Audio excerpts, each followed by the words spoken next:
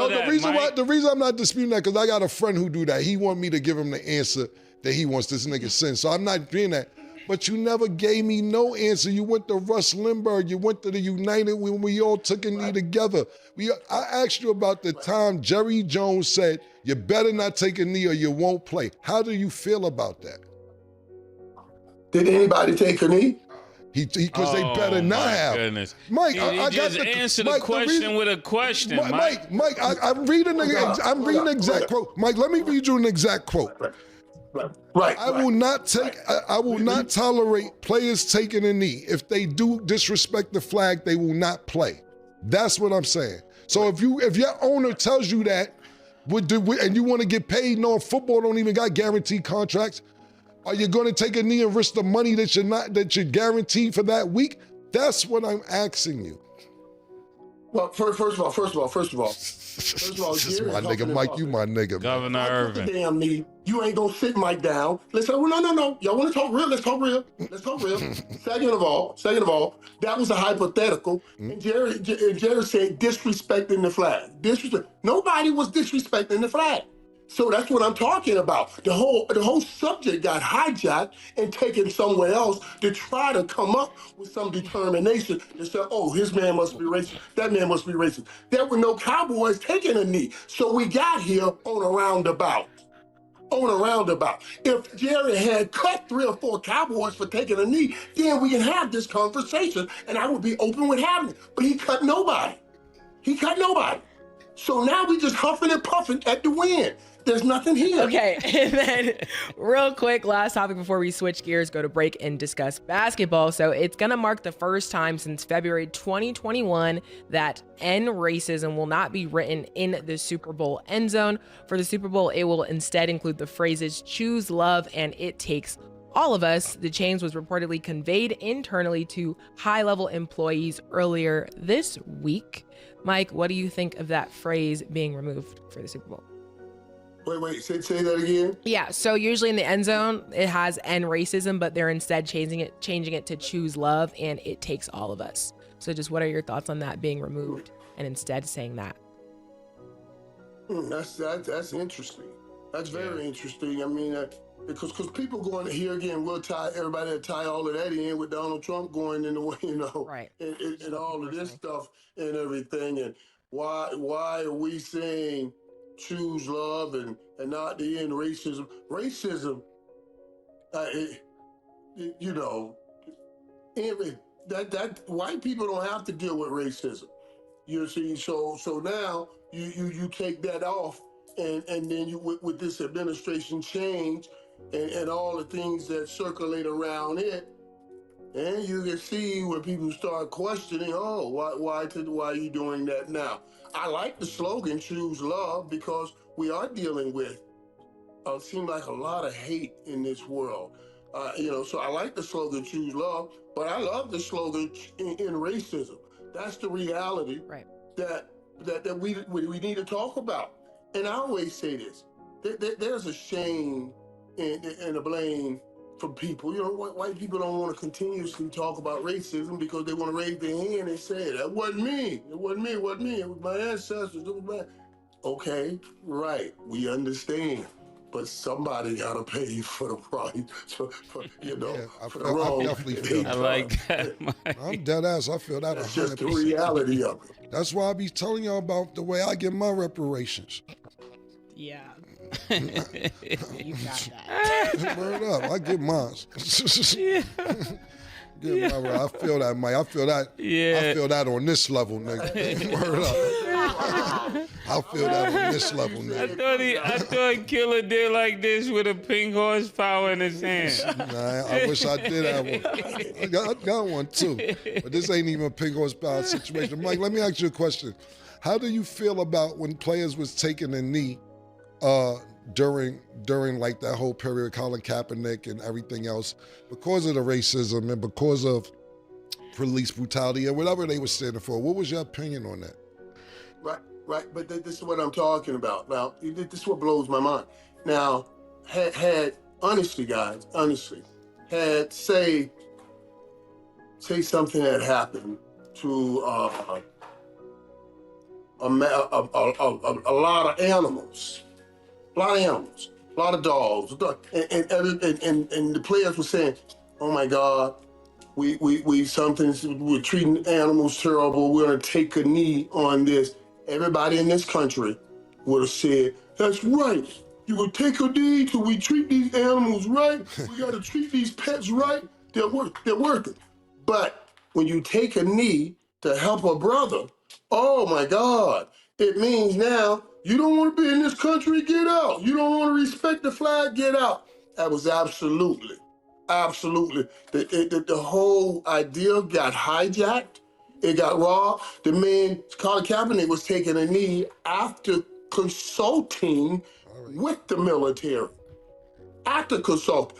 You think that mattered any one bit that the man had consulted with the military before he took that knee? Because that's what and so he told him to take a knee instead of just sitting on the bench.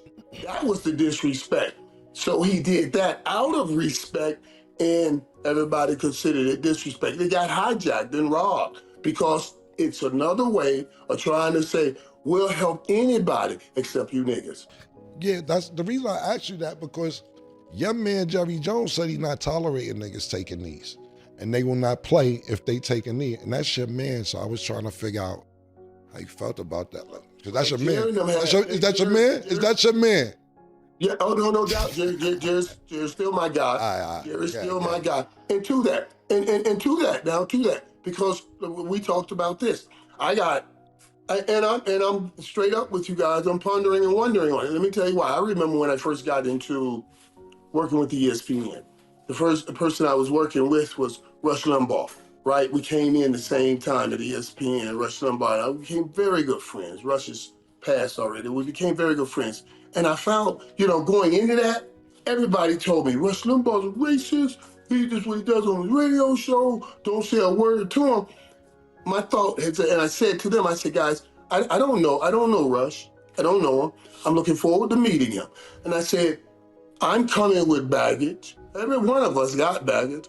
I'm going to meet the man for myself. I'm not taking your thoughts and opinions in and meeting him. So they wanted me, discard him, don't speak to him. I said, well then, if you say he is all of that, then if I do this, then it solidifies his thoughts. But if I sit down and have reasonable conversation, maybe we can change those thoughts that y'all say he has. See, I didn't find that in me. I didn't find that racist bone that everybody talked about. And I spent a lot of time with him. We went to dinner because we were working together, and I found that interesting. And I always say, if I have an opportunity, even to be around a racist or be around somebody, I want to take that opportunity because maybe a good conversation or a good encounter can help change his mind.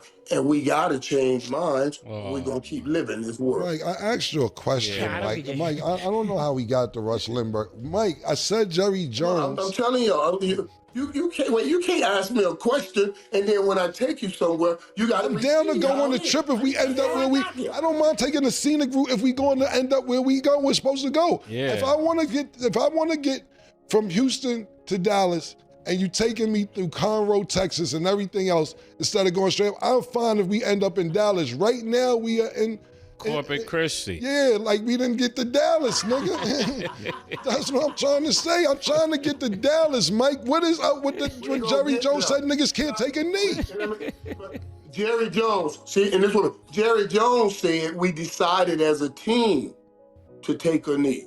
And that's what they did as a team, as a unit, together. Oh my goodness. See, remember that. Mike, Jerry Jones said he will not tolerate players taking a knee. Then later on, he came in a unity and took a knee. But originally, he said he's not tolerating players taking a knee. And then when they take a knee, they will not play. That's what I'm asking you. So Cam is basically saying you only take a knee when I tell you to take a knee. When I tell you take a knee, then y'all could take a knee. Nigga. Well, I don't know. First of all, I don't know that anybody was taking a knee with the Dallas Cowboys when they. Never shot mind, that Mike. question Forget it. two Forget years it, Mike. Just Forget it. That nigga cowboy. That Mike, nigga forget cowboy. it, forget it, Forget it. Forget murder, Now, man. Blue now you stars. doing Yeah, it. you Get it, got it. we get it. You got it, Stars. murder. Now you're I mean, you doing got. Yeah, man. Now, no, wait, but see, now you're doing what they do. Pawns You're at the doing what they 50-yard do. line. You don't know. You're saying if you don't get it your way, you don't want to answer. Now, the reality is, if you ask me, I'm giving you my answer. You want me to give you an answer you want instead of the answer I give, and that's the truth. Okay, No, Mike. no, I'm not- no, yeah, cause- we get all No, of that, the reason Mike. the reason I'm not disputing that because I got a friend who do that. He want me to give him the answer that he wants this nigga send. So I'm not doing that. But you never gave me no answer. You went to Russ Limburg. You went to the United when we all took a knee together.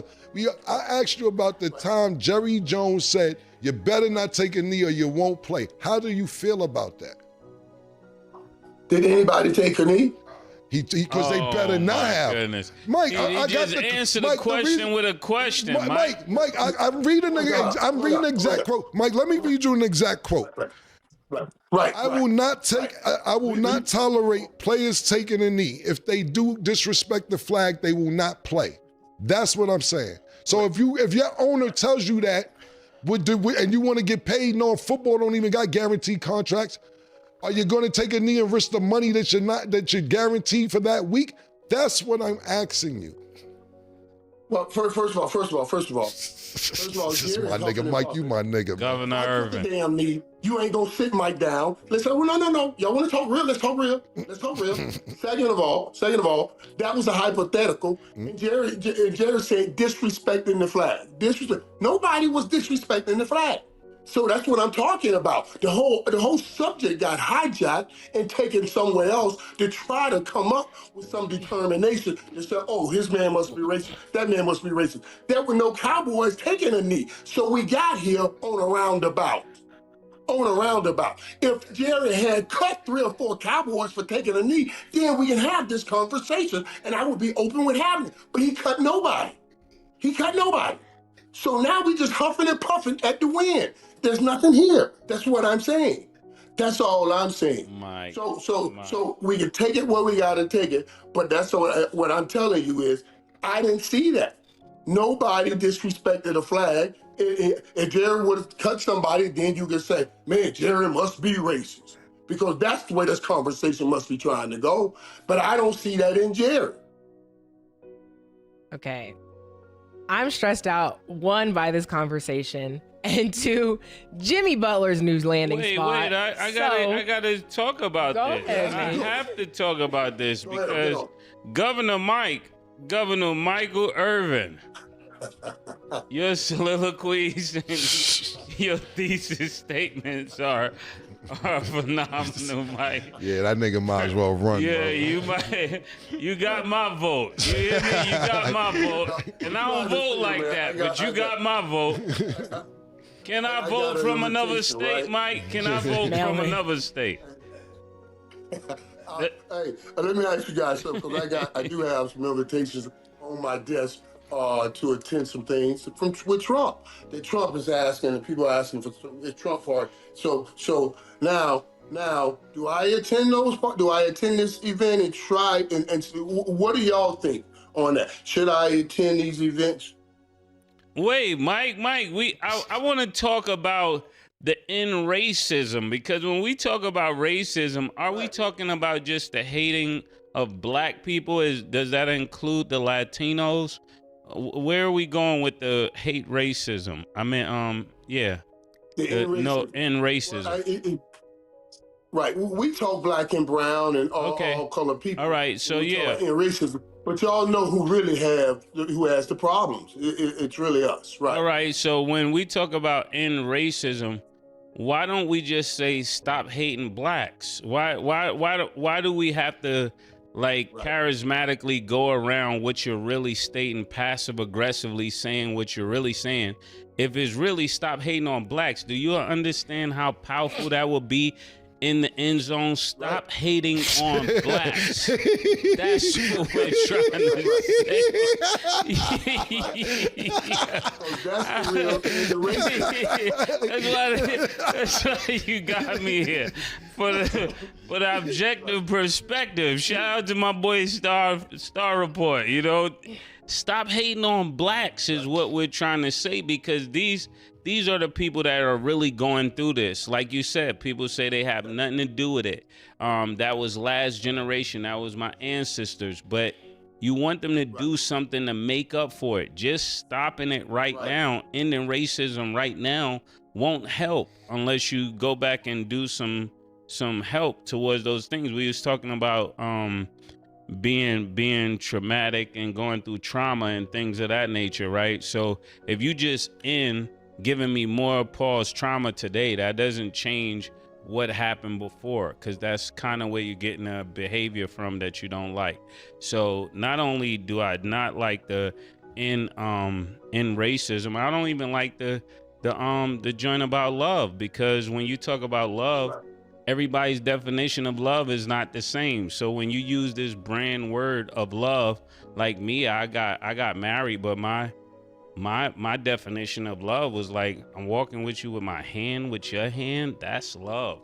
But it was so much more than that. But from where I come from, being all the trauma I've been through, I thought just holding my hand was love. Like I'm in public with you with my hand in your hand. That's love. Right. And I like that, because even if I love you, I might not do that. Yeah, that's too much. That's just too much. What else you want me to do? That's a great one. That's like, yo, that is fucking great. Like, yo, I'm not capping. I told her my hand is in your hand. Yeah, like lock. I dig that. I dig that, bro. This is I like that. This is. I definitely dig that. What do you think? That's Wait. We I'm both have. We can actually have losing different brain understandings of love.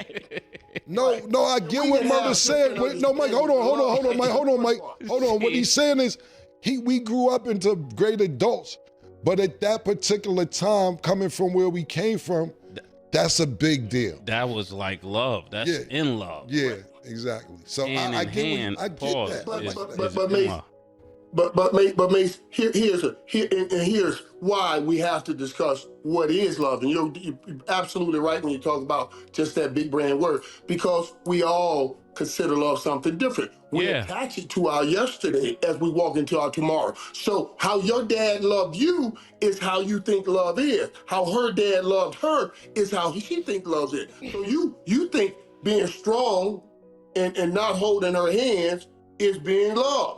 She thinks holding her hands is love. And if we don't discuss what is love, then we'll never come to a harmonious situation, because you doing love your way, she doing love her way. Y'all would both be saying the same thing, but still missing each other. You see what I mean? Because you didn't discuss the basics of how you see and what you consider love to be. You understand what I'm saying? Now, So Governor Mike, you agree with me then that we gotta. Yes. Okay. Absolutely, I agree with you. But for us to go say stop hating black, you think white folks gonna do that? They have a problem when you just said Black Lives Matter. Black Lives Matter. That's a positive way of saying, to tell people stop hating blacks. Exactly. They got mad. All lives matter. All lives matter. They try to throw that out. So you know they ain't gonna say stop hating blacks. They're gonna say stop hating altogether. Exactly. But they won't say stop hating. What did we say earlier? Exactly. Yeah. Now you talking. Last thing I know, I'll move on to that. What I want to say is, I love that point you made. A great point is this. I think the best relationship is when a female loves you and you like her a lot. I think that's the best. That's what I'm saying, because, like is fun. When you start loving, it's too complicated, and they love you, but you just like them. That's the best. I've so many thoughts. Love is a universal term. The way you show it, express it is varied by different people. And racism, I mean, I think Is that's universal? valid. No, it's not universal. I think that's valid. I don't think that should trigger anybody for that to be You in don't an think end zone. racism is universal? I think I'm not saying it is. I'm just asking you. racism I mean, racism happens everywhere, but I'm saying I don't think that term should trigger anybody. And What term? like just end racism. And then to say stop hating blacks, that's totally no, because that's crazy. And even using the term Why blacks. is it crazy? Using the term blacks is like what they used against us to insult So us. stop hating who? The whole thing is not to cut you off, Murder. And I like Rounds? stat points. I think we need to let stat talk. We've been told 30 minutes. We need to give her opportunity to Okay. say what she got to say. But the blacks don't have to mean Afro-Americans. That's what I'll Yeah, say. Go like, ahead. yeah, that's the point that I was making. Blacks is a trigger term for me in general. I don't think anybody, like, especially people who are not African, like, that should not be a term being used. There's a lot of things that I could get into about this. To answer your question about what you do with the president, that is completely up to you and what you want to represent, Mike. You guys touch on a lot of points. We don't have time for all of Yeah, this. you're not black? Because I did not say that. I'm definitely black. Like, I we was knew about to that. say. We knew that. That's not even a question to My ask. mother, my mother was Get it black. now. Yeah, they gonna come out saying that don't even want Yes, to be that, black. Yeah, that let's don't not- even want to be black. Let's not, nah. I just said the end racism thing. I just don't think that should trigger anybody because clearly there's been a lot of things in the past which has brought us to the point where we are now. I understand them wanting to take part of a theme with things that are happening now, but that should never go away. Yeah, I'm basically saying, chill out with the hallmark statements and get to the real root of what you're saying. You want to get because- a bang for your buck. Stop hating on blacks. Yeah, stop hating on blacks. You'll have people full attention. Yeah. Stop hating on blacks. Y'all are That's a little too harsh for the Super Bowl, but I get where you're coming from. You're saying be direct, and I understand being Yeah, direct, be but direct. there's different That's ways to basically be what I'm direct, saying. guys. So how and can we say that? How can we say not that before stop we hating move on? blacks. How can you say it? No, they ain't coming. Okay, Yeah. let's move on. Yeah, we're going to go to break. When we return, we will discuss Jimmy Butler's new landing spot. Don't go. For the first time since February 2021, the phrase "end racism" will reportedly be absent from the end zone during the Super Bowl. That's the headline spreading right now. And depending on who you listen to, it's either a minor wording adjustment or a much deeper signal about the direction this country is taking. Multiple reports claim the league plans to replace that message with two different phrases: "choose love" and "it takes all of us." News of the change reportedly circulated among senior league employees earlier this week, and once the information became public, the reactions came almost immediately. At first glance, this could easily be dismissed as nothing more than a branding move. Leagues update slogans, sponsors evolve, and marketing language gets refreshed. But this particular phrase has never carried simple meaning, and the NFL's history with social and political messaging has never been straightforward either. So when "end racism" suddenly disappears from one of the biggest sporting stages on earth, people are naturally going to demand an explanation, and yes, they're going to keep asking why. Recently, two highly respected voices in sports media, Mays and Cameron, stepped directly into that discussion, and their exchange is worth examining because it exposed nearly every side of the argument in real time. Mays' immediate response was skepticism, not necessarily because he opposed the replacement phrase, but because he questioned the timing behind the decision. He argued that whenever a message like this vanishes right as a new political administration takes power, people are inevitably going to connect those events, whether the NFL intended that connection or not.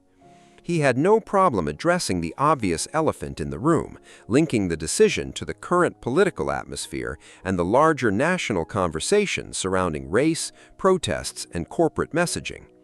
His point was straightforward. When an institution makes a major change immediately after a shift in political power, it shouldn't be shocked when the public starts asking uncomfortable questions. But this is where his argument became more nuanced. Mays wasn't completely opposed to the new slogan itself. In fact, he said he actually liked "choose love" as a standalone message, particularly at a time when division, anger, and hostility seemed to dominate so much of everyday life. On its own, encouraging people to choose love is hardly a bad idea.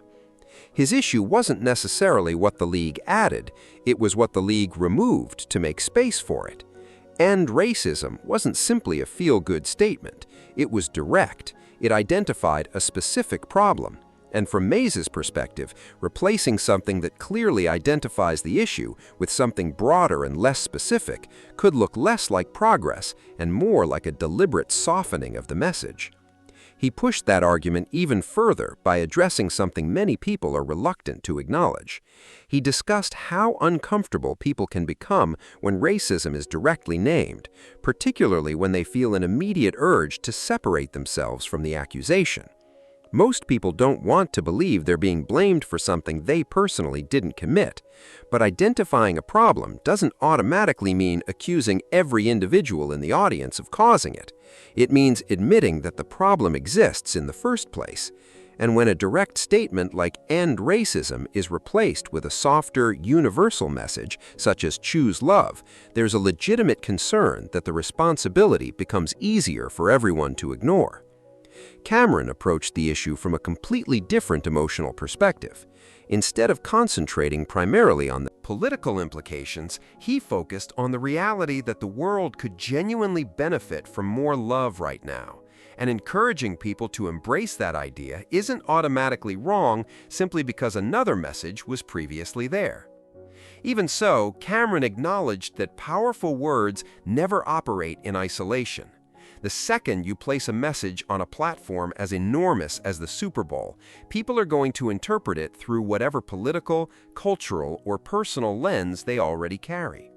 From there, the discussion expanded beyond a simple slogan debate and moved into something much more significant. It turned toward the NFL's complicated history with athlete protests, especially the kneeling movement associated with Colin Kaepernick. Mays raised that history almost as a reality check for the entire debate. He asked a very direct question. How did people react back then when players took a knee to protest racial injustice and police violence? Because if you go back to that period, the backlash was impossible to miss. Critics called the protest disrespectful. Others argued that the players weren't really addressing the issue they claimed to be protesting, and instead were disrespecting the flag, the anthem, or the military. Mays's response to that history was unapologetically blunt. He highlighted what he viewed as a glaring double standard. If athletes had taken a knee over an issue involving animal cruelty, he argued, much of the country might have celebrated the gesture without hesitation. Few people would have accused them of disrespecting America. But because the protests centered on Black lives and opposition to police brutality, the conversation quickly transformed into accusations of being anti-country, anti-flag, or anti-military. The original message became buried underneath all the outrage, and Mays specifically pointed to reports that Kaepernick consulted with a veteran before choosing to kneel, rather than remain seated during the anthem. The reason was important because the kneeling was intended as an act of respect, rather than an insult. Yet despite that stated intention, the public narrative still shifted into something completely different from what the protest was originally meant to communicate. That brought the conversation to another uncomfortable subject involving NFL ownership. More specifically, they discussed remarks attributed to a prominent team owner who publicly stated that he would not allow his players to kneel and that anyone who did so would not play. Mays raised that example almost like a challenge, asking how that position fits alongside everything else now being discussed. If an owner can draw such a firm line against athletes protesting in the manner they choose, while the same league is simultaneously promoting messages like "choose love" inside the Super Bowl end zone, then isn't it fair to question whether there's a contradiction? You can't limit the ways players are permitted to protest and then turn around and promote league-approved messages about love and unity. One is coming from the players themselves, the other is coming from the corporation. Cameron pushed back somewhat, defending his personal relationship with that particular owner, while still leaving the bigger question largely unanswered. That created a tense back and forth, with Mays repeatedly bringing the discussion back to the central issue, while Cameron tried to keep the personal relationship separate from the owner's broader policy position. Eventually, they arrived at a distinction that really matters. There's a major difference between players independently choosing to kneel because of their own convictions and players kneeling because the action has been packaged as a unified team statement approved from the top. One represents individual protest, the other can become corporate optics. And that difference mattered because it exposed just how much authority exists over which forms of protest are considered acceptable and which ones are immediately shut down. From there, the discussion took an even deeper turn. What does love actually mean when it becomes a public message like this? Cameron made a point that clearly resonated with many listeners. He explained that the meaning of love can be deeply personal and completely dependent on someone's experiences, using his own upbringing and relationship history to illustrate the point. For him, something as ordinary as holding someone's hand in public could carry tremendous emotional significance, not because the gesture itself was dramatic, but because of his background and what that simple act represented throughout his life. Mays expanded on that thought, explaining that two people can sincerely believe they are showing love while still completely misunderstanding one another simply because they never took the time to define what love actually looks like for each person. If two individuals can't even agree on what love means inside a personal relationship, then how exactly is an entire nation supposed to interpret what "choose love" is meant to achieve on a national stage?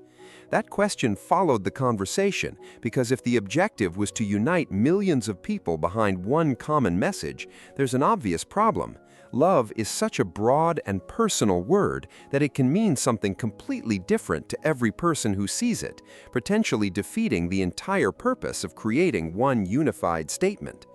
Now compare that with "end racism." There's far less room for confusion.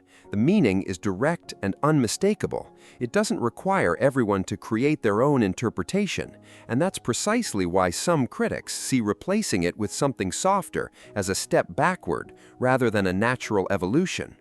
The discussion eventually shifted toward language itself and the power certain words carry depending on who says them, how they're used, and the situation surrounding them. And this is where the disagreement became especially complicated.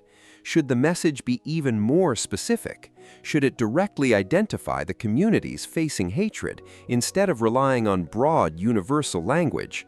One side argued for greater bluntness, suggesting that hiding behind vague, comforting phrases can ultimately minimize the experiences of people who actually deal with racism. The opposing view raised concerns about the terminology itself, noting that even words intended to respectfully identify a community can carry complicated histories and emotional baggage that some people may not feel comfortable with, particularly across different cultural backgrounds. And that's an important reminder. Even among communities directly affected by racism, there is no universal agreement about how aggressive, specific, or direct the messaging should be, especially when that message is displayed on a stage as enormous and heavily scrutinized as the Super Bowl. By the end of the discussion, both sides managed to agree on at least one thing, despite disagreeing on plenty of others. This debate was never really just about a slogan. It was about what institutions choose to emphasize, what they decide to soften, and what quietly disappears when the political climate changes.